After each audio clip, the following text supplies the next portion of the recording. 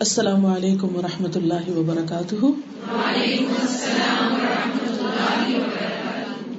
الحمد للہ رب العالمین والصلاة والسلام علی اشرف الانبیاء والمرسلین، اما بعد فاعوذ باللہ من الشیطان الرجیم، بسم اللہ الرحمن الرحیم، رب اشرح لی صدری ویسر لی امری واحلل عقدۃ من لسانی یفقہوا قولی۔ آج کے لیے جب موضوع کا انتخاب کرنا تھا تو میں اس پوری فہرست کو دیکھ رہی تھی جو حسن اخلاق کی۔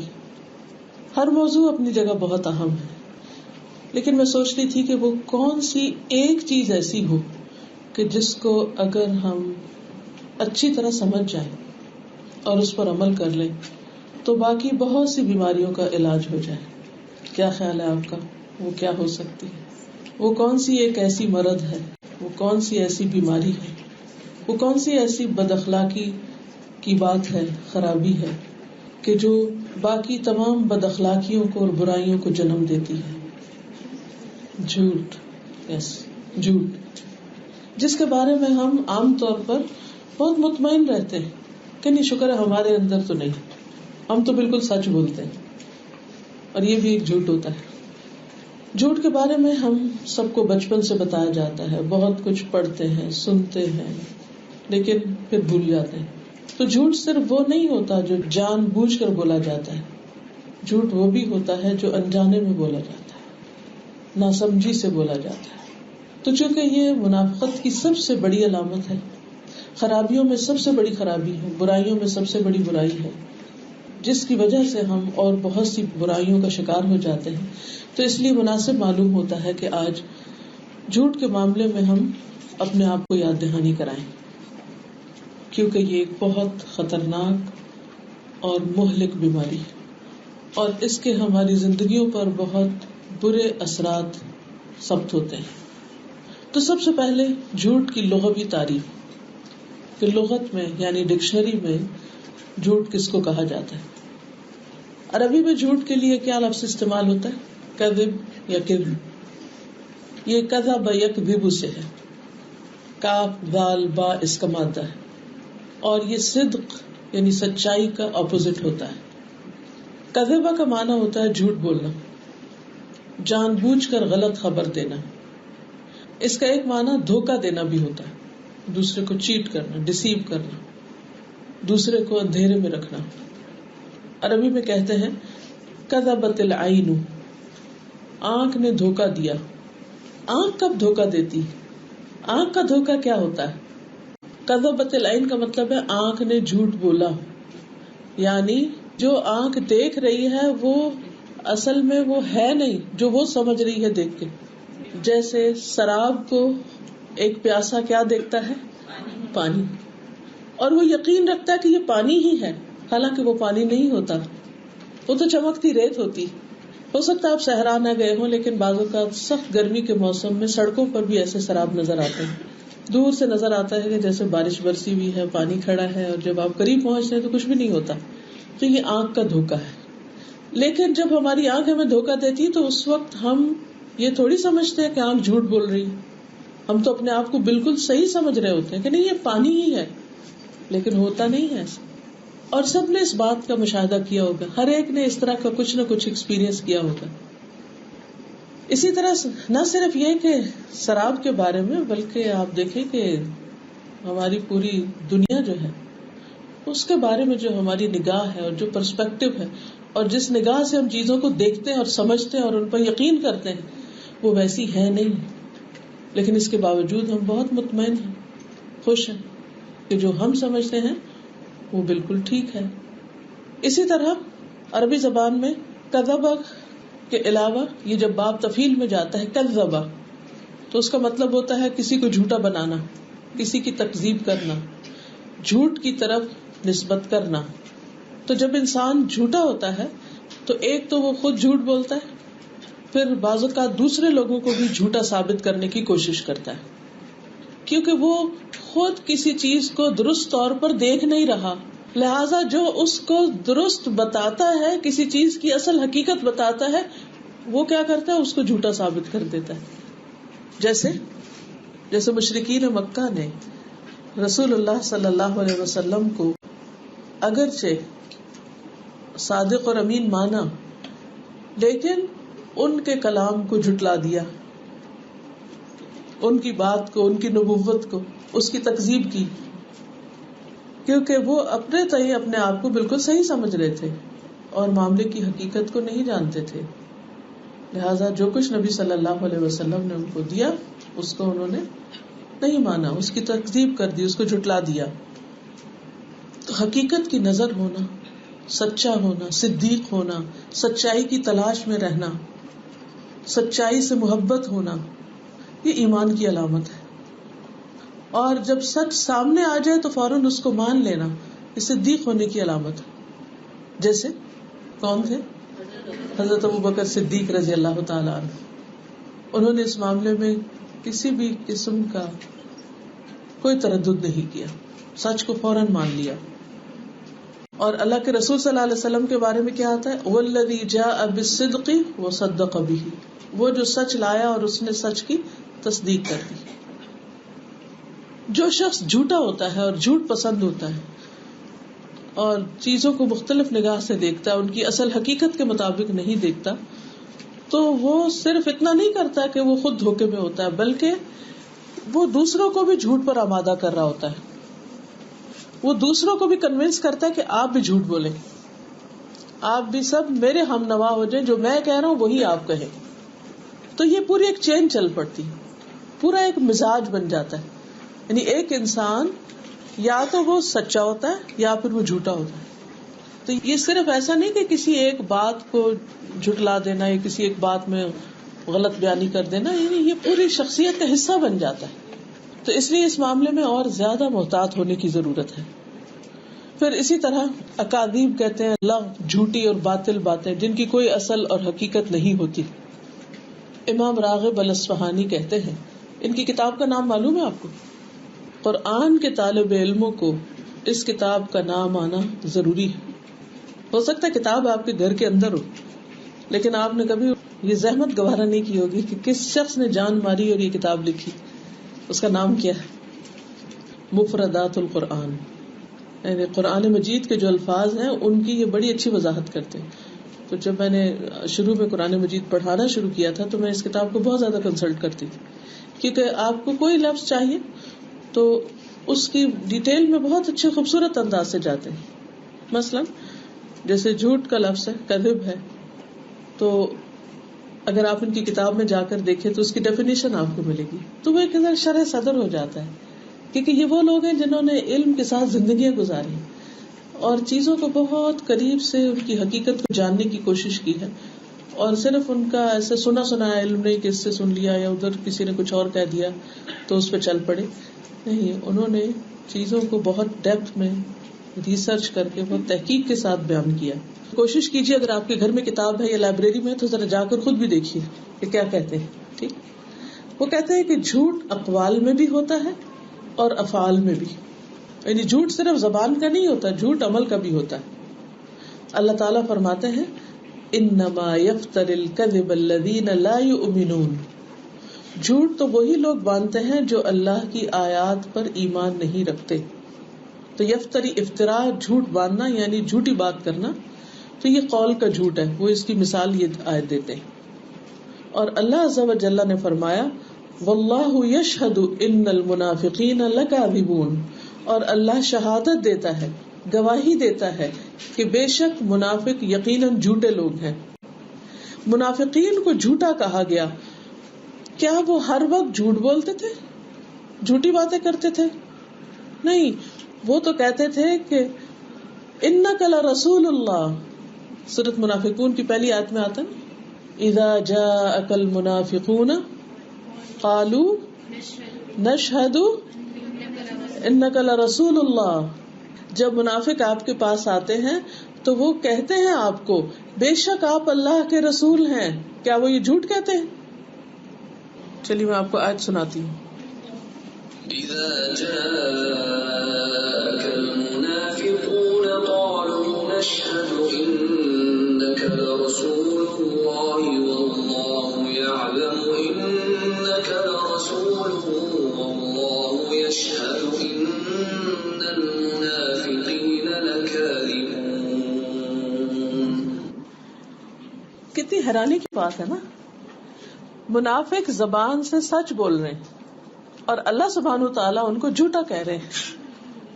اذا جاءك المنافقون قالوا نشهد انك لرسول اللہ. جب منافق آپ کے پاس آتے ہیں تو کہتے ہیں ہم گواہی دیتے ہیں کہ بے شک آپ یقیناً آپ اللہ کے رسول ہیں. واللہ یعلم انک لرسولہ. اور اللہ جانتا ہے کہ بے شک آپ اس کے رسول ہیں. واللہ یشہد. اور اللہ تعالیٰ گواہی دے رہا ہے. ان المنافقین لکاذبون. کہ بے شک منافق جھوٹے ہیں. لیکن وہ تو کہہ رہے ہیں کہ آپ اللہ کے رسول ہیں اور آپ تو اللہ کے رسول ہیں, لیکن اللہ تعالیٰ ان کو جھوٹا کہہ رہے ہیں. کیوں؟ کیونکہ ان کے دل میں اس کا کوئی یقین نہیں تھا. ان کا دل کچھ اور سمجھتا تھا اور ان کی زبان کچھ اور کہہ رہی تھی. تو یہ کون سا جھوٹ ہو گیا؟ چاہے انسان زبان سے سچ بولے لیکن اگر اس کا دل ساتھ نہیں دے رہا تو یہ اعتقادی جھوٹ ہوتا ہے, عملی جھوٹ ہوتا ہے. اللہ تعالیٰ ہر وقت سنتا ہے, دیکھتا ہے. اب آپ دیکھیے, تھوڑی دیر کے لیے سوچیے کہ دن میں کتنے ہی موقع ایسے ہوتے ہیں کہ جن میں ہمارا دل کچھ اور کہہ رہا ہوتا ہے اور ہماری زبان کچھ اور کہہ رہی ہوتی ہے. پھر وہ کیا ہوا؟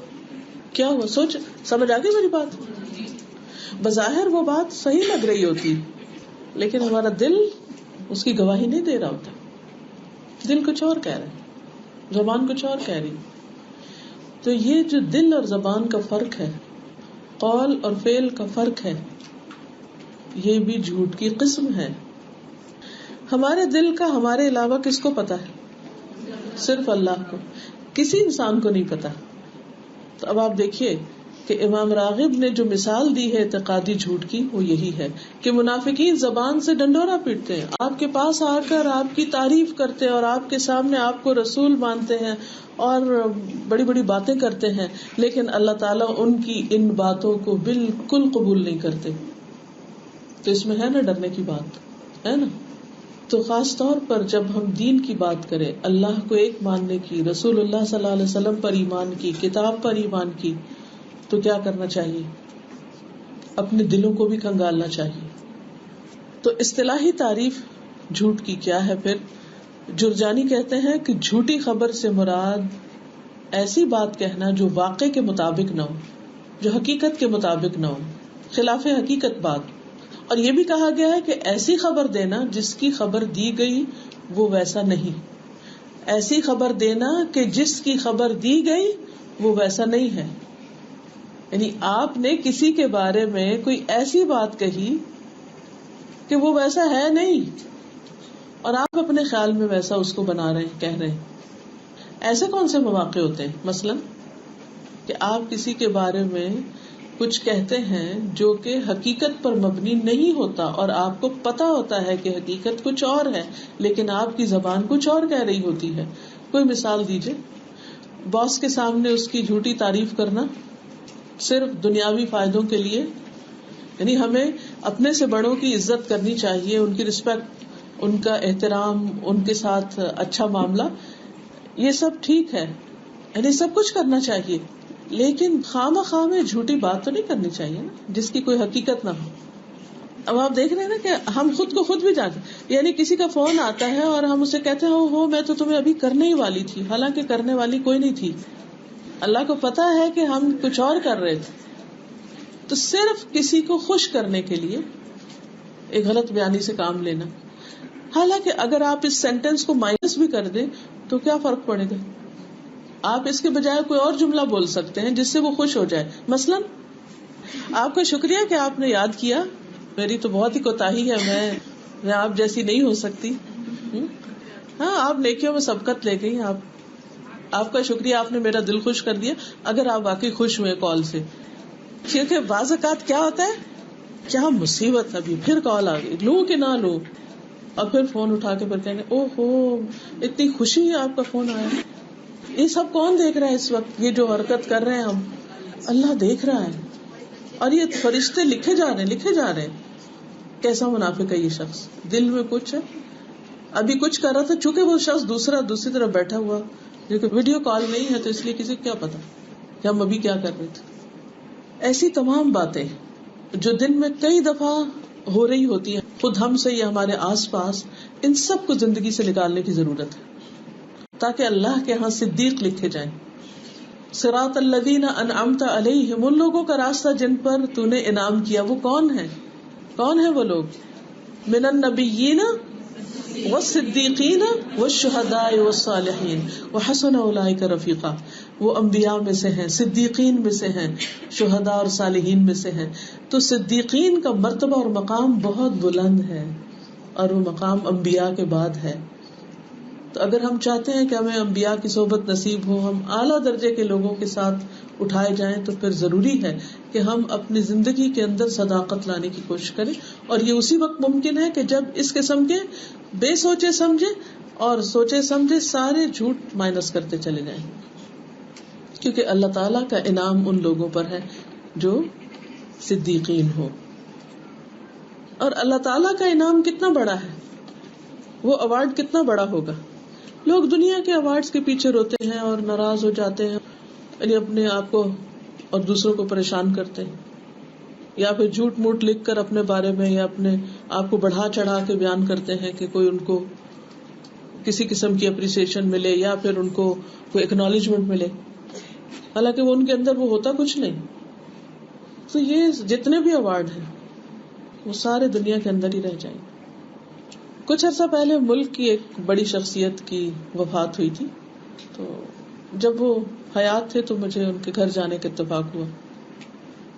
تو جو ہی لابی میں انٹر ہوتے ہیں تو اس لابی میں پوری ایک وال جو تھی اس میں بے شمار ایوارڈز اور بے شمار قسم کی اچھی اچھی تصویریں اور جو بھی ان کی ساری زندگی کی اچیومنٹ تھی. انہوں نے نیا گھر بنایا اور اس میں پوری طرح ڈیکوریٹ کیا اس کو اس کے ساتھ. وفات پر تو کسی کے بھی افسوس ہوتا ہے، لیکن جو لوگ دنیا میں کچھ کام کر جاتے ہیں ان کے لیے اور زیادہ دل کو تکلیف محسوس ہوتی. تو جب ایک طرف گھر کی دیواریں اس بات کی گواہی دے رہی ہوں کہ جانے والا کیسا انسان تھا، تو میں سوچتی ہوں کہ ان دیواروں کی گواہی انسان کے کس حصے میں لکھی جائے گی، اس کے حق میں یا اس کے خلاف. نمبر 1، اگر وہ سب کچھ سچ تھا اور سب کچھ واقعی حقیقت پر مبنی تھا تو وہ سب حق میں جائے گا. انسان بھی مرنے والے کے بعد جو کچھ بولتے ہیں وہ انسان کے نیکیوں کا حصہ بنتا ہے، نامہ اعمال کا حصہ بنتا ہے، اس پر اس کو ریوارڈ ملے گا. اسی طرح اگر وہ اس کے خلاف جاتا ہے تو وہ اس کے بائیں طرف شامل ہوگا. دوسری بات یہ ہے کہ دنیاوی اعتبار سے جن چیزوں کی کل تک اتنی زیادہ اہمیت تھی آج وہ صرف میموریز رہ گئی، یادیں رہ گئی، اور وہ بھی حسرت کا باعث. کیونکہ جو محبت کرنے والے ہوتے ہیں وہ ایسی ساری یادگاروں کو دیکھ کر اور تکلیف میں رہتے ہیں، اور جو حسد کرنے والے ہوتے ہیں یا جو پرواہ نہیں کرتے ان کے لیے وہ صرف لوہے اور پتھر اور کاغذ کے ٹکڑے ہوتے ہیں، ان کی کوئی حقیقت نہیں ہوتی. لیکن اصل انعام کس کے پاس ہے اور اصل مقام کس کے پاس ہے، اصل آنر کس کے پاس ہے؟ اللہ سبحانہ وتعالیٰ کے پاس ہے، اور وہ منافقت پر کبھی بھی نہیں ملے گا. تو اللہ کے انعام یافتہ لوگوں کا راستہ وہ ہے جو صدیقین کا راستہ ہے. تو جھوٹی خبر جو واقع کے مطابق نہ ہو، حقیقت کے مطابق نہ ہو، چاہے وہ جان بوجھ کے کی جائے یا انجانے میں کی جائے. ابن حجر الاسقلانی جھوٹ کی تعریف کرتے ہوئے فرماتے ہیں، ابن حجر اسقلانی کا معلوم ہے کسی کو کون ہے؟ ان کی کوئی مشہور کتاب بتائیے. فتح الباری، بخاری کی شرح ہے، بہت بڑی ہیوج کتاب ہے. تو وہ اپنی کتاب میں جھوٹ کی تعریف کرتے ہوئے کہتے ہیں، الکذب هو الاخبار بالشیء على خلاف ما هو علیہ سواء کان عمدا ام خطأ. فتح الباری کے والیوم 6 242 میں یہ لکھا ہوا ہے، کسی چیز کے بارے میں ایسی خبر دینا جو خلاف حقیقت ہو، خواہ جان بوجھ کر ہو یا انجانے میں، قصدن ہو یا سہون. یعنی اگر کوئی شخص بھول کر غلط بات کر رہا ہے تو بھی جھوٹ ہے، تو یہ غلط فہمی دور ہو جانی چاہیے کہ او وہ میں تو بھول گیا. اگر بھول گئے تو آپ دوبارہ کلیریفیکیشن کر دیں، اگر موقع ہو تو بتا دیں کہ نہیں وہ جو پہلے میں نے بات کہی تھی وہ وہ میں بھول کر غلط کہہ گئی تھی. اب اصل بات یہ ہے، مثلاً بھول چوک کے ہم جو جھوٹ بولتے ہیں وہ کون سے ہوتے ہیں؟ کوئی مثال دیں گے آپ؟ بعض اوقات ہم کہیں راستے میں ہوتے ہیں، کوئی پوچھتا ہے کہ کہاں پہنچے، تو اس کی تسلی کے لیے ہم کوئی قریب کی جگہ بتا دیتے ہیں. یہ ریسنٹلی میرے ساتھ ہوا. ہم بحرین میں جا رہے تھے کسی کے ساتھ، تو شاید وہ جو منتظمین تھے مینجمنٹ، انہوں نے فون کر کے پوچھا بھی کہاں پہنچے آپ لوگ؟ تو انہوں نے کہا کلاک ٹاور کے پاس. تو میں ادھر ادھر دیکھنے لگی کدھر ہے کلاک ٹاور. یہ واقعی مجھے پریشانی کہ اس میں کیسے کہہ دیا کلاک ٹاور، یہ تو کوئی کلاک ٹاور نہیں. اچھا پھر میں نے غور سے شیشے سے نیچے کر کے دور تک دیکھا تو کافی دور، کافی آگے ایک چھوٹا سا مجھے کوئی وہ نظر آیا، تو میں نے گمان کے لگتا ہے یہ کلاک ٹاور ہے. پھر آخر ہم وہاں پہنچے کافی منٹ کے بعد. تو میں اس وقت سوچ میں پڑ گئی کہ ہم دائیں بائیں دیکھ کے بتا سکتے ہیں کسی بلڈنگ کا نام، کوئی بھی چیز جہاں سے ہم گزر رہے ہوں. کیا ضرورت ہے دوسرے کو دھوکے میں رکھنے کی کہ ہم وہاں پہنچ گئے جبکہ ہم پہنچے ہی نہیں. چاہے ہم لاپرواہی سے یہ کر رہے ہیں یا ہم دوسرے شخص کو تسلی دینے کے لیے کر رہے ہیں کہ اچھا اس کا دل خراب ہوگا، یا کچھ بھی اور وجہ ہو سکتی ہے وٹس ایور، یا ایسی لاپرواہی. بس ٹھیک ہے، ہم بہت سی چیزوں کو سیریس لیتے ہی نہیں. ہم کہتے ہیں اچھا کچھ بھی کہہ دو، کسی نے پوچھا کچھ بھی جواب دے دو. ایسے موقعوں پر بھی جو متقی ہوتا ہے انہیں وہ سوچ سمجھ کے بولتا ہے کہ نہیں بھائی یہ نہیں، ایسا نہیں، ایسا ہے. کیونکہ پہنچے گا تو جب ہی نا، جب پہنچیں گے. اگر کسی کو کہہ بھی دیا تو حقیقت تو نہیں بدلے گی، اتنا ٹائم تو ہمیں لگ ہی جائے گا. اچھا بعض اوقات ہم گھر سے لیٹ نکلتے ہیں اور دوسرے کو کہتے ہیں ٹریفک بہت تھی، وہ ٹریفک میں پھنس گئے تھے. یہ کہنے کے بجائے یہ کہتے ہیں سوری ہم گھر سے ہی لیٹ نکلے. یہ کوئی مشکل ہے؟ 2-4 دفعہ اپنی بےزتی کرائیں گے تو پھر آئندہ ذرا خود ہی ٹھیک بھی ہوں گے نا. جھوٹ بول کے عزت رکھ لیتے ہیں، پھر اس کے بعد وہی غلطی دہرائے چلے جاتے ہیں زندگی بھر وہی غلطی، کیونکہ ہمیں احساس ہی نہیں کہ ہم غلط کر رہے ہیں یا غلط کہہ رہے ہیں. تو ابن حجر کہتے ہیں کہ کسی بھی چیز کے بارے میں ایسی خبر دینا جو خلاف حقیقت ہو، خواہ قصدن خبر دے یا سہون، یہ جھوٹ میں شامل ہوگا. اب جھوٹ کا حکم کیا؟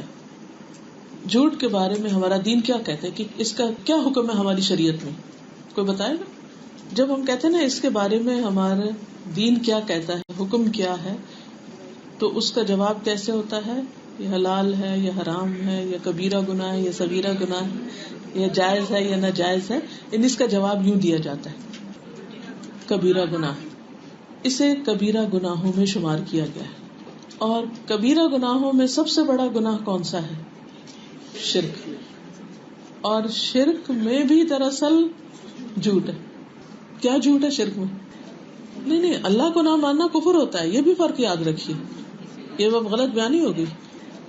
شرک اللہ کے سوا کسی اور کو معبود سمجھنا، اللہ کے ساتھ کسی اور کو اس کی الوہیت میں یا ربوبیت میں یا اس کی صفات میں شریک کرنا. ٹھیک ہے، یعنی کسی اور کو اللہ تعالی کے برابر قرار دینا. تو کیا کوئی اس کائنات میں اس جیسا ہے؟ کوئی بھی نہیں ہے. لیس کمثلہ شیء، اس جیسی کوئی چیز نہیں.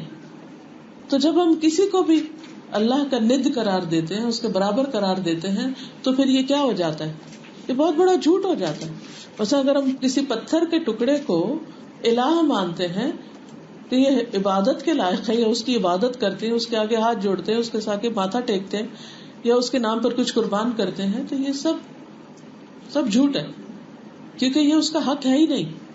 ٹھیک ہے، تو سب سے بڑا جھوٹ شرک ہے. اور پھر شرک کے علاوہ بھی سب سے بڑا جھوٹ اللہ اور اس کے رسول صلی اللہ علیہ وسلم پر جھوٹ باندھنا ہے، ان کے بارے میں جھوٹی بات کرنا. یاد رکھیے آپ سب دین کے طالب علم ہیں، اس لیے اس معاملے میں بہت زیادہ محتاط ہونے کی ضرورت ہے. یہ جھوٹ بھی ہے اور کفر بھی ہے، اس کو کفر تک کہا گیا. ابن حجر کہتے ہیں کہ حلال کو حرام یا حرام کو حلال کہنے میں اللہ اور اس کے رسول پر جھوٹ باندھنا کفر ہے. جو چیز اللہ نے حلال کی اس کو کوئی حرام کرنے کی اتھارٹی نہیں رکھتا، اور جس کو اللہ تعالیٰ نے حرام کیا یا اس کے رسول صلی اللہ علیہ وسلم نے حرام قرار دیا اسے کوئی حلال نہیں کہہ سکتا. اب یہ ہے کہ جھوٹ بولتا کون ہے؟ کون جھوٹ بولتا ہے؟ منافق جھوٹ بولتا ہے. اور کون جھوٹ بولتا ہے؟ مشرک جھوٹ بولتا ہے. کافر جھوٹ بولتا ہے. کیسے؟ کافر کیسے جھوٹ بولتا ہے؟ کافر کا جھوٹ کیا ہوتا ہے؟ اللہ کا انکار کر دیتا ہے، حالانکہ اللہ سبحانہ وتعالیٰ کے بغیر تو دنیا کیسے چل سکتی؟ کون ہے خالق، کون ہے مالک، کون ہے جو یہ سارا نظام ہستی چلا رہا ہے؟ اللہ ہی ہے. تو جو اس حقیقت کا انکار کرتا ہے، یعنی کفر بھی جھوٹ ہے، شرک جیسے جھوٹ ہے اسی طرح کفر بھی جھوٹ ہے. اور کون جھوٹ بولتا ہے؟ منافق. کیا مومن بھی جھوٹ بولتا ہے؟ بہت سے لوگ ایمان کا دعویٰ کرتے ہیں لیکن اس کے ساتھ ساتھ وہ سچائی کو اہمیت نہیں دیتے. قرآن مجید میں اللہ تعالیٰ فرماتے سورۃ النحل آیت 105 انما یفتر الکذب الذین لا یؤمنون بآیات اللہ واولئک هم الکاذبون. جھوٹ تو وہی لوگ باندھتے ہیں جو اللہ کی آیات پر ایمان نہیں رکھتے، اور وہی لوگ اصل میں جھوٹے. تو اس سے کیا پتہ چلتا ہے کہ جب کوئی شخص اللہ سبحانہ وتعالیٰ کی کسی بات پر، کسی آیت پر ایمان نہیں رکھتا، چاہے وہ ایک آیت ہو، وہ بھی جھوٹا ہے، وہ بھی جھوٹ بول رہا ہے. یعنی مثلاً کوئی کہے کہ میں سارے قرآن مجید کو مانتا ہوں مگر یہ جو ایک آیت ہے نا اس میں میرا دل راضی نہیں. ایک آیت کا انکار بھی کفر ہو جاتا ہے کیونکہ وہ اللہ کا حکم ہے. ہمارا علم کہاں، ہماری عقل اللہ کی عقل کے مقابلے میں کس مقام پر ہے، کس درجے پر ہے؟ ہم اپنے آپ کو کیا چیز سمجھتے ہیں کہ اتنی سچی بات کو ہم جھٹلا دیں؟ تو یاد ہے شروع میں جھوٹ بولنا اور جھٹلانا دونوں ایک ہی خاندان کے ہیں، ایک ہی اصل سے تعلق رکھتے ہیں. پھر یہ ہے کہ اللہ تعالیٰ کی صرف آیات نہیں، اللہ تعالیٰ کی جو نشانیاں ہیں جو بیان کی گئی ہیں، یا نبی صلی اللہ علیہ وسلم نے بعض چیزوں کے بارے میں کچھ نشانیاں بیان کی، ان کو جھٹلانا بھی اسی کیٹیگری سے تعلق رکھتا ہے. رسول اللہ صلی اللہ علیہ وسلم کے نزدیک جھوٹ سب سے بری عادت تھی.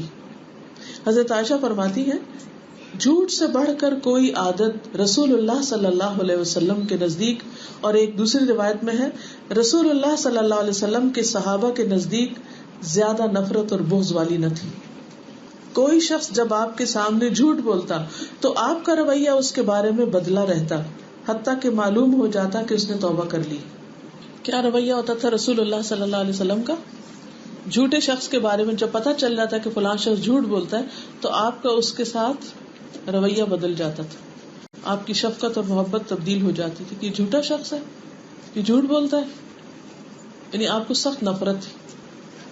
اور آپ اپنا رویہ کیوں بدلتے تھے؟ تاکہ وہ شخص پلٹ آئے، وہ سچ پر واپس آ جائے، کیونکہ یہ چیز اس کے لیے نقصان دہ تھی.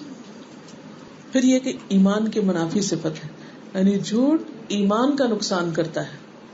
اسی لیے جھوٹے شخص کو لوگ کیا کہتے ہیں؟ فلاں بڑا بے ایمان.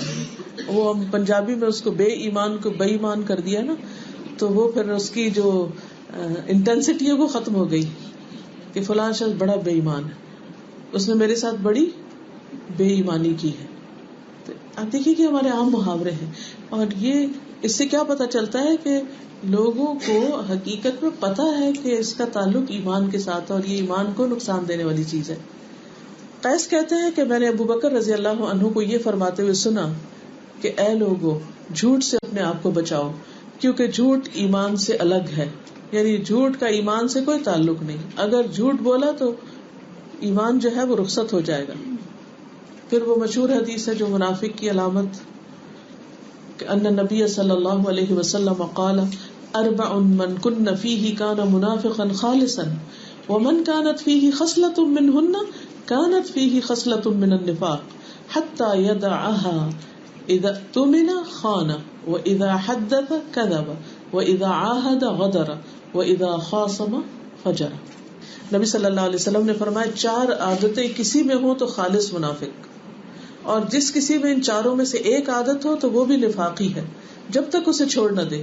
اور وہ یہ ہے جب اسے امانتی بنایا جائے تو خیانت کرے، بات کرتے وقت جھوٹ بولے، اور جب عہد کرے تو پورا نہ کرے، اور جب کسی سے لڑے تو گالیوں پہ اتر آئے، یعنی ابیوسو لینگویج استعمال کرے. اب آپ دیکھیے کہ اگر آپ ان 4 چیزوں کو دیکھیں تو ان میں سے بنیادی خرابی کیا ہے؟ جھوٹی ہے. جب کوئی شخص امانت میں خیانت کرے گا تو اس کو اپنی خیانت چھپانے کے لیے کیا کرنا پڑے گا؟ جھوٹ بولنا پڑے گا. اور جب کوئی شخص وعدہ توڑے گا تو وہ بھی دراصل عملی طور پر جھوٹ کا ارتکاب کرے گا، غلط کام کرے گا، اپنا کوئی نہ کوئی جو عذر بہانہ تلاش کرے گا وہ بھی جھوٹ میں آئے گا. اور جب کوئی شخص کسی کو گالی دیتا ہے ابیوز کرتا ہے تو وہ بھی دراصل کیا کر رہا ہوتا ہے. مثلاً کسی کو اس کے ماں باپ کے حوالے سے گالی دینا، اب میں گالی تو بول کے نہیں سمجھا سکتی آپ کو، لیکن آپ کسی بھی گالی کو سوچ سکتے ہیں کہ اس کا میننگ کیا ہے. مثلاً حرام کے لفظ سے جو گالی عام طور پر لوگ بولتے ہیں، اس کا جو میننگ ہے اس میں کیا کوئی سچائی ہے؟ نہیں.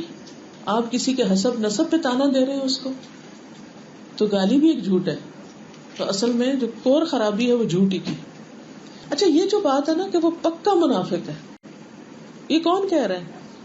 یہ فتویٰ کس کا ہے؟ نبی صلی اللہ علیہ وسلم، آپ نے فرمایا. لیکن ہم یہ سارے کام کرتے ہوئے بھی پریشان نہیں ہوتے. منافق کا انجام کیا ہے؟ منافق کا انجام کیا ہے؟ جہنم کے سب سے نچلے گڑھے. اس کی نمازیں، روزے، سب کچھ بھی قبول نہیں، وہ سب ضائع ہو جاتا ہے پھر. تو منافق خواہ عبادات بھی کرتا ہو لیکن نفاق کی وجہ سے اس کے اوپر ایماندار ہونے کا نہیں، نمازی حاجی ہونے کا نہیں لیبل لگایا جائے گا. اللہ کے ہاں وہ جھوٹا ہی قرار پائے گا، منافق ہی قرار پائے گا. نبی صلی اللہ علیہ وسلم نے ایک اور جگہ پر فرمایا منافق کی 3 نشانیاں، خواہ وہ نماز پڑھتا ہو، روزہ رکھتا ہو اور اپنے آپ کو مسلمان سمجھتا ہو. اسی لیے تو صحابہ کرام منافقت کے بارے میں بہت ڈرتے تھے، پریشان ہوتے تھے. سب سے زیادہ کون ڈرتا تھا؟ کسی کا کوئی واقعہ یاد ہے آپ کو؟ کون ڈرتا تھا اپنے بارے میں کہ کہیں میرا نام منافقوں میں تو نہیں؟ حضرت عمر رضی اللہ تعالیٰ عنہ. آپ صلی اللہ علیہ وسلم نے کس صحابی کو منافقین کے نام بتائے تھے؟ حذیفہ بن یمان کو. تو عمر رضی اللہ تعالیٰ عنہ نے کیا کیا تھا؟ ان کے پاس چلے گئے تھے اور قسم دے کے پوچھا مجھے تم بتاؤ کہیں میرا نام تو اس لسٹ میں نہیں ہے؟ یہ عمر ہے، کہتے بتاؤ میرا نام تو نہیں کیوں اس لسٹ میں. اتنا ڈرتے تھے اپنے بارے میں کہ کہیں ہم منافقوں میں شامل نہ ہو جائیں. اور آج ہم میں سے کسی کو فکر نہیں ہے کہ ہمارا نام کس لسٹ میں ہے اللہ کے ہاں. تو رسول اللہ صلی اللہ علیہ وسلم نے فرمایا منافق کی 3 نشانیاں ہیں، خواہ وہ نماز پڑھتا ہو، روزہ رکھتا ہو اور اپنے آپ کو مسلمان سمجھتا ہو. اور وہ کیا ہے؟ جب بات کرے تو جھوٹ بولے، وعدہ کرے تو وعدہ پورا نہ کرے، اپنے کانٹریکٹس، اپنے عہد، اپنے زبانی یا لکھے ہوئے معاہدے ان سب کو سبوتاج کرے. اور جب امانت رکھوائی جائے تو خیانت کرے. اور امانت کا چیپٹر بھی اس نے اخلاق میں موجود ہے. امانت صرف پیسوں کی نہیں ہوتی، امانت عہدے بھی ہوتے ہیں، ذمہ داریاں بھی ہوتی ہیں. پھر یہ بھی یاد رکھیں کہ آپ صلی اللہ علیہ وسلم نے ایک اور موقع پر فرمایا 3 خصلتیں جس شخص میں ہوگی وہ منافق ہوگا، اگرچہ وہ روزے رکھے، نماز ادا کرے، حج اور عمرہ کرے، لیکن اگر یہ کام نہیں چھوڑے تو منافق ہوگا، خواہ وہ یہ کہے کہ میں مسلمان ہوں. اور وہ خصلتیں ہیں جب بات کرے تو جھوٹ بولے، جب وعدہ کرے تو وعدہ خلافی کرے، جب امانت دی جائے تو خیانت کرے. ایک حدیث میں صرف لڑائی جھگڑے میں گالیوں کا ذکر آتا ہے، باقی ساری حدیثوں میں صرف یہ 3 باتیں ہی آتی. اور یہ بھی یاد رکھیے کہ جھوٹ اور سچ اکٹھے نہیں ہوتے. مسند احمد کی روایت ہے، نبی صلی اللہ علیہ وسلم نے فرمایا کسی دل میں جھوٹ اور سچ اکٹھے جمع نہیں ہو سکتے. تو اس سے پتہ یہ چلتا ہے کہ سچا بننے کے لیے ہمیں مسلسل اپنے دل پر نظر رکھنی ہوگی، اپنی سوچوں پر، اپنے خیالات پر، اپنے اندر پر، کہ اندر کیا لابہ پک رہا ہے، اندر ہم کیا سوچ رہے ہیں، یہ ہماری اندرونی حالت کیا. کیونکہ وہ ٹھیک ہوگی تو زبان بھی سچی ہو جائے گی اور معاملات بھی سچے اور کھرے ہو جائیں گے. پھر آپ دیکھیے کہ جھوٹ ایک بدترین بد اخلاقی بھی ہے. وہ کیسے؟ آپ میں سے کوئی بتائے گا مجھے کہ جھوٹ بد اخلاقی کیسے؟ اب مثلاً ایک شخص بالکل سچ بول رہا ہے اور وہ سچا ہے، اور ایک شخص ہے میں نہ مانوں، میں تو نہیں مانتا اس کی بات، تو یہ کیا ہوا؟ صرف جھٹلا ہی نہیں رہا، بد اخلاقی بھی برت رہا ہے. ٹھیک ہے نا. احنف بن قیس کہتے ہیں کوئی بخیل، سٹنجی سردار نہیں بن سکتا، لیڈر نہیں بن سکتا. کوئی جھوٹا دنیا میں عزت نہیں پا سکتا، اور کوئی برے اخلاق والا شخص متقی نہیں بن سکتا. تو بد اخلاقی جو ہے وہ تقویٰ کے بھی منافی ہے. پھر ایک اور عربی کا قول ہے سچ میں عزت ہے اور جھوٹ دھوکہ دینے والا ہے. اگر عزت چاہتے ہو تو دنیا کے اندر سچ بولو، اگر ذلت کی متلاشی ہو تو جھوٹ بولو. یہ سب سے بری ذلت ہے. یعنی جھوٹ کی وجہ سے انسان جس طرح ذلیل ہوتا ہے وہ کسی اور چیز سے نہیں ہوتا. عمر رضی اللہ تعالیٰ عنہ فرمایا کرتے تھے اگر سچ بولنے سے میری عزت کم ہو جائے، جبکہ کم ہی ایسا ہوتا ہے، تو مجھے یہ بات زیادہ محبوب ہے کہ جھوٹ بولنے سے میری عزت بڑھ جائے، اور کم ہی ایسا ہوتا ہے. کیا مطلب کم ہی ایسا ہوتا ہے؟ کہ سچے انسان کی عزت نہ بڑھے اور جھوٹے کی کم نہ ہو. کیونکہ جھوٹ کی ضرورت اس وقت پیش آتی ہے نا جب انسان اپنی عزت بچانا چاہتا ہے کہ چلو جھوٹ بول کے کور کر لو, لیکن اس سے عزت بچتی نہیں ہے. پھر اسی طرح مذاق میں بھی جھوٹ بولنا منع ہے. عبداللہ بن مسعود کہتے ہیں کہ سنجیدگی یا مذاق کی صورت میں بھی جھوٹ بولنا صحیح نہیں. کوئی شخص کسی بچے سے ایسا وعدہ نہ کرے جسے وہ پورا نہ کرے. تو اس سے یہ پتا چلتا ہے کہ بچوں سے بھی جھوٹ نہیں بولنا چاہیے. قیامت کی ایک نشانی بتائی گئی ہے کہ قیامت سے پہلے کچھ سال, کچھ عرصہ ایسا آئے گا, ایک زمانہ ایسا آئے گا کہ لوگ جس میں جھوٹے کو سچا اور سچے کو جھوٹا, خائن کو امانت دار اور امانت دار کو خائن سمجھیں گے. ٹھیک ہے. رسول اللہ صلی اللہ علیہ وسلم نے فرمایا, سنن ابن ماجہ کی روایت ہے, سیأتی علی الناس سنوات, ان قریب لوگوں پر چند سال آئیں گے, خداعات, جو دھوکے اور فریب کے ہوں گے, یصدق فیہا الکاذب, جس میں جھوٹے کو سچا کہا جائے گا, ویکذب فیہا الصادق, اور سچے کو جھٹلا دیا جائے گا, اس کی بات نہیں مانی جائے گی, ویؤتمن فیہا الخائن, خیانت کرنے والوں کے پاس امانتیں رکھی جائیں گی, یا خائن کو امانت دار سمجھا جائے گا اور امانت دار کو خائن سمجھا جائے گا, اور رویبضہ قسم کے لوگ گفتگو کریں گے, یعنی وہ بہت بات کریں گے. پوچھا کیا رویبضہ سے کیا مراد ہے؟ آپ نے فرمایا معمولی اور کم عقل لوگ جو عوام الناس کے امور پر بحث و مباحثہ کریں گے, یعنی جن کی اپنی کوئی سمجھ نہیں, جن کے پاس کوئی علم نہیں, جن کے پاس کوئی حکمت نہیں, لیکن وہ خوب تبصرے کریں گے, خوب باتیں کریں گے. یعنی نہ وہ دین کے بارے میں جانتے ہیں اور نہ کوئی دنیا کا بہت بڑا علم ہے, صرف باتیں کرنا جانتے ہیں اور اس میں جھوٹ سچ ملا کر لوگوں کے بارے میں فتوے دے رہے ہوں گے. یعنی خود نماز نہیں پڑھتے لیکن کیا کرتے ہیں, نماز پڑھنے والوں پر خوب تبصرے کرتے ہیں. ایسے لوگ ہوتے ہیں. خود روزہ نہیں رکھتے لیکن روزہ رکھنے والوں کی بہت سی خامیاں نکال رہے ہوں گے بیٹھ. خود حج پہ نہیں جاتے لیکن مکہ اور سعودی عرب اور وہاں کے حکمران اور ان سب چیزوں کے اوپر خوب باتیں بنائیں گے. قرآن کبھی پڑھ کر نہیں دیکھا ہوگا لیکن قرآنی آیات کی تفسیر شروع کر دیں گے اور اس پر بحث و مباحثہ کریں گے. حدیث کی کوئی پہچان نہیں ہوگی, معرفت نہیں ہوگی, لیکن حدیثوں کو جھٹلا رہے ہوں گے. یہ وضاحت کی باتیں, اصل بات وہیں تک تھی جہاں بات ختم ہو گئی کہ معمولی اور کم عقل لوگ جو عوام الناس کے امور پر بحث و مباحثہ کریں گے. پھر جھوٹ سننے کی بھی مذمت ہے. کسی کو قرآن مجید کی وہ آیت یاد ہے جس میں جھوٹ سننے والوں کی مذمت کی گئی ہے کہ وہ جھوٹ پسند کریں گے. کچھ لوگ ایسے ہیں نا کہ وہ سچ سے بور ہوتے ہیں, سچ ان کو دلچسپ نہیں لگتا تو وہ جھوٹ کی تلاش میں رہتے ہیں. صدیق جو ہوتے ہیں وہ سچ کی تلاش میں رہتے ہیں, اور اس کے برعکس جو صدیق نہیں ہوتے وہ جھوٹ کی تلاش میں رہتے ہیں. کس کی مذمت کی گئی قرآن مجید میں؟ آپ سب نے پڑھا ہوا کہ وہ جھوٹ خوب سننے والے, الد الخصام اور سماعون للکذب اکالون للسحت. سورۃ المائدہ 41 میں آتا ہے, یا ایھا الرسول لا يحزنك الذين يسارعون في الكفر من الذين قالوا آمنا بأفواههم ولم تؤمن قلوبهم ومن الذين هادوا سماعون للكذب سماعون لقوم آخرین. اے رسول صلی اللہ علیہ وسلم, تمہیں وہ لوگ غمگین نہ کریں, دکھی نہ کریں جو کفر میں دوڑ کے جاتے ہیں, ان لوگوں میں سے جنہوں نے اپنے منہوں سے کہا ہم ایمان لائے حالانکہ ان کے دل ایمان نہیں لائے ہوئے, اور ان لوگوں میں سے جو یہودی بنے. بہت سننے والے ہیں جھوٹ کو, بہت سننے والے ہیں دوسرے لوگوں کے لیے جو تیرے پاس نہیں آئے. یعنی آپ کی بات سننے کے بجائے منافقین کی جا کے باتیں سنتے ہیں. دین سے دلچسپی رکھنے والوں کی بجائے جو دین کے خلاف لوگ ہیں ان کی باتیں بہت توجہ سے سنتے ہیں. یعنی وہ سچ سننے سے دلچسپی نہیں رکھتے, جھوٹ سننا چاہتے ہیں. پھر اسی طرح سنی سنائی باتیں آگے بیان کرنا, یہ بھی جھوٹ کی قسم ہے. عبد الرحمن بن مہدی کہتے ہیں, ایسا انسان کبھی لائق اقتداء امام نہیں بن سکتا جب تک وہ سنی سنائی باتوں سے اپنی زبان کو نہیں روکے گا. ٹھیک ہے. اچھا, سنی سنائی باتیں کیا ہوتی ہیں؟ مثلاً کہاں سے سنتا ہے انسان؟ مجلسوں میں بیٹھ کے, آپ کہیں بیٹھے ہوئے ہیں اور لوگ کچھ تبصرے کر رہے ہیں, بات کر رہے ہیں, کسی کے بارے میں کچھ کہہ رہے ہیں اور انہیں اس کی کوئی حقیقت نہیں پتا, وہ وہاں سے سن لیتے ہیں اور اٹھ کے جا کے دوسری مجلس میں بیٹھتے ہیں, وہاں جا کے اسے بیان کرنے لگتے ہیں. مثلاً مثلاً کوئی ایک میسج کرتا ہے اور اس کی تحقیق نہیں کرتے، مثلاً کہتے ہیں کہ رسول اللہ صلی اللہ علیہ وسلم نے فرمایا، اور کوئی پتہ نہیں فرمایا ہے یا نہیں، تو فوراً آگے کر دیتے. اور بعض اوقات ایسی ایسی باتیں ہوتی ہیں جن کا کچھ بھی تعلق نہیں ہوتا دین سے. ابن وہب کہتے ہیں کہ مجھ سے امام مالک نے فرمایا، اس بات کو جان لو کہ جو شخص ہر سنی سنائی بات کو بیان کر دے وہ غلطی سے محفوظ نہیں ہو سکتا، اور ایسا شخص کبھی امام نہیں بن سکتا اس حال میں کہ وہ ہر سنی سنائی بات کو آگے بیان کرے، یعنی اس کی تحقیق نہ کرے.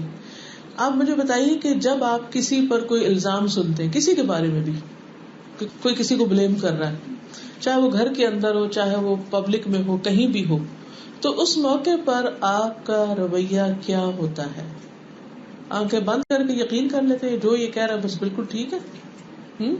ہم نے شروع میں بات کی تھی نا کہ آنکھ بھی دھوکہ دیتی. بعض اوقات آپ کہتے ہیں میں نے خود دیکھا ہے، حالانکہ وہ خود دیکھا ہوا بھی غلط ہوتا ہے. آپ کی آنکھ نے دھوکہ دیا ہوا آپ کو. جیسے حضرت عائشہ رضی اللہ تعالی عنہا کے خلاف لوگوں نے ایک پروپیگنڈا شروع کر دیا تھا، واقعہ افک، سراسر جھوٹ.